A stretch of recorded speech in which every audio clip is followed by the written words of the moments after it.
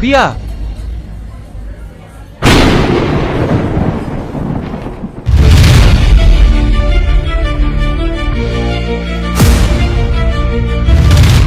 ওভাবে দেখছো কেন আমাকে? আমি রাজ। 4টে বছর তোমার কবর ভেবে কান্না করেছি। দেখো, আমি মরিনি, বেঁচে আছি। কিন্তু তুমি আমাদের কাছে মৃত ছিলে। এতদিন কোথায় ছিলে তুমি? বলবো, সব বলবো তোমাকে। এতদিন পর বাড়ি ফিরছি, তাই ভাবলাম তোমাদের জন্য শপিং করব। চলো, এসো।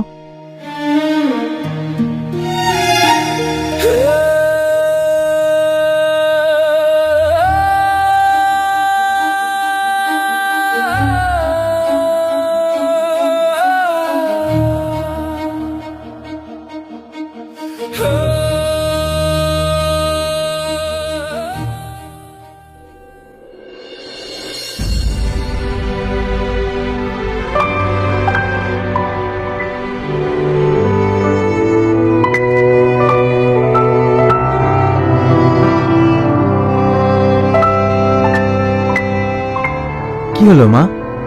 আমার জন্য থেমে থেকো না। আমি তো আজ তোমাদের সঙ্গেই খাবো।